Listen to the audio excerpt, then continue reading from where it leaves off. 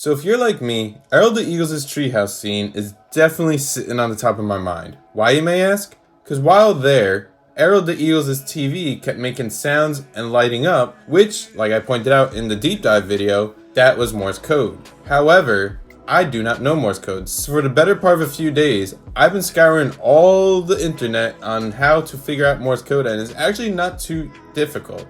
Within reason. It is challenging, it is very annoying, but it is not difficult. So the one video that I use in order to reference how to figure out Morse code is actually courtesy of Nettson.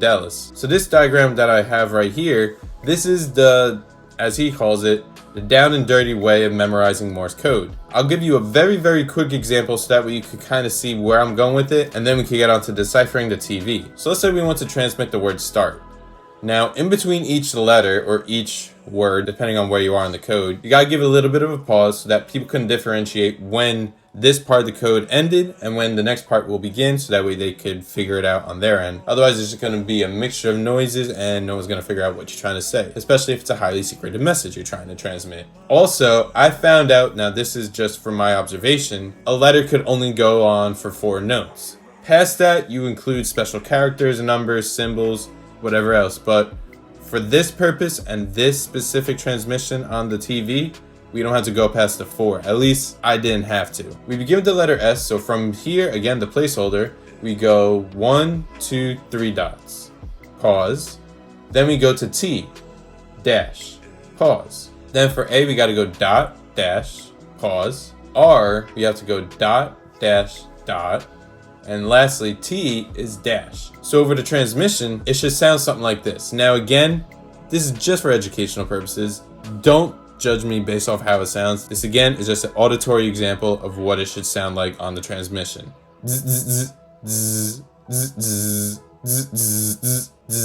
And again, we have the word start. So right now I'm going to play it back in a few different formats. The first is going to be original speed. So that's going to be as it was while I was recording it normally. No editing to it whatsoever. The second one is going to be at 10% clip speed. The next way is going to be at 50% clip speed. And that's going to be better for audio, but visual, it might be a little too fast. And lastly, I'm going to have the image and audio completely separated, so that way you could strictly focus on one and not the other, because at least for me, I was getting way too distracted combining the two. So here it goes. Oh, something is happening. Something is most definitely happening here.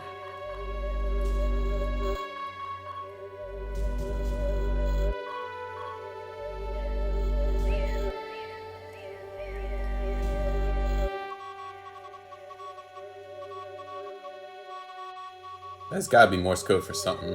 Too bad I don't know Morse code.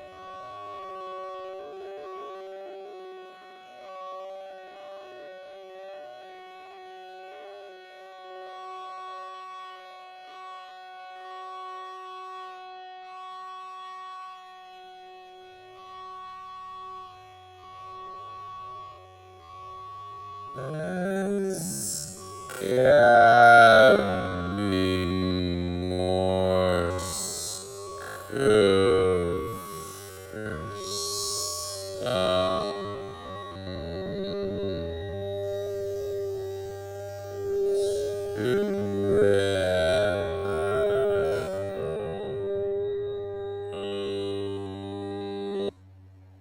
Oh, something is happening. Something is most definitely happening here.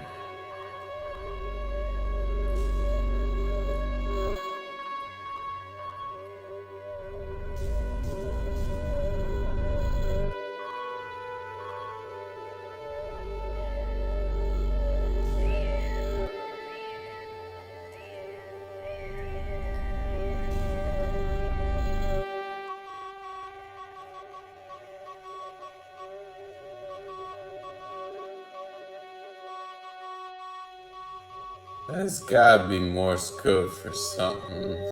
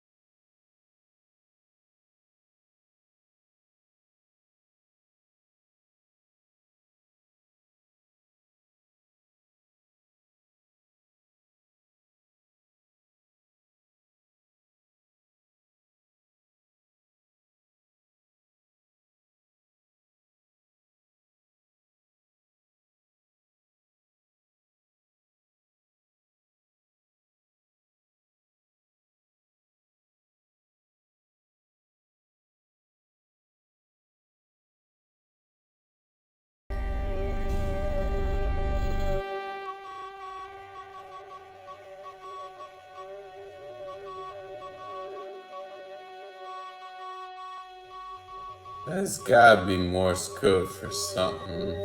Too bad I don't know Morse code, but if you do, let me know down in the comments below. I saw a shadow just walk by.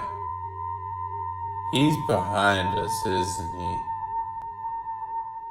So I by no means claim to be a Morse code aficionado. However, from my findings, I think I have some inclination of what the code might be, but again, it's only going to be part of it and it's going to be a bit choppy. So the first part of the code is use ID if. Now I can't really finish that sentence because the blinking just got too blurry for me and I just couldn't really split it up properly to make it make sense. Otherwise I was getting random words like DKED, EDH, HL, it just didn't make sense. Then when I separated the audio from the image, my best responses was for the red light only, was that it said us did HL, and then for the audio it said WHEL ALYO. So I'm going with my best example being that the use ID if is something of the code. Now I really hope somebody watching this knows Morse code a lot better than I do, because I would really like to understand what this secret message is, because this could possibly solve a clue right now or could lead to solving a clue later on. But another thing I wanted to point out was the imagery throughout that transmission. Aside from the TV mostly being off, there were a few frames where the colors were inverted, but it did show Piñata Puppy reaching out, as well as something else towards the end after the Morse code was complete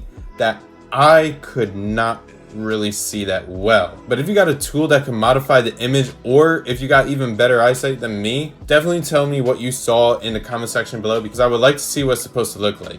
And that brings me to my final observation of this scene. I feel that the reason why we got the secret message is because someone is trying to tell us something important without drawing Errol the Eagle's attention. 1. According to Brandon Badger, Errol the Eagle doesn't want anyone snooping around his home, especially since he now controls the town's records. 2. Errol has his eyes on our every move. Therefore, if he sees said character tell us a secret in public, that character will likely be disciplined swiftly. 3. Since we can't interact with the radio tower on the map, it leads me to suspect that the secret informant is held up there or has closed it off completely from us to securely communicate with us or maybe someone else without Errol the Eagle ever noticing. And 4. Only 2 individuals want us to go to the treehouse. Ray Rodent and Brandon Badger. I believe that they are the secret informants. Wasn't it odd that we had to find 2 halves of a key in order to get into the treehouse? Either they serve as Errol's personal gatekeepers but have now betrayed him for an unknown reason, or they stole his key and to prevent him from finding out that they have it, they broke it in half and each of them formed a pact to safeguard it until we arrived to enter Errol's treehouse for another unknown reason. Plus, Brandon Badger was sparking a lot while we interacted with him at the QQQ, likely because he got electrocuted enough times trying to operate the radio tower as he was trying to send messages to other people as well. Now, I will say again, this is all completely speculative, but if you're able to connect the dots like I have, that could very well dictate the story of Piñata Puppy World going forward. And right there is where we're going to end today's video. You're probably very glad that it's shorter than the last Piñata Puppy World video that I made. Again, it was a very deep dive into the ARG website that released over a week ago. But like always, if you liked the video or found it informative and useful, make sure to hit the like button and subscribe for more Piñata Puppy World news, updates, and more. And if you were able to decipher the Morse code message or are able to see the images better than I can, definitely do so in the comments section below. And with all that being said, hope you have a great rest of your day and take care.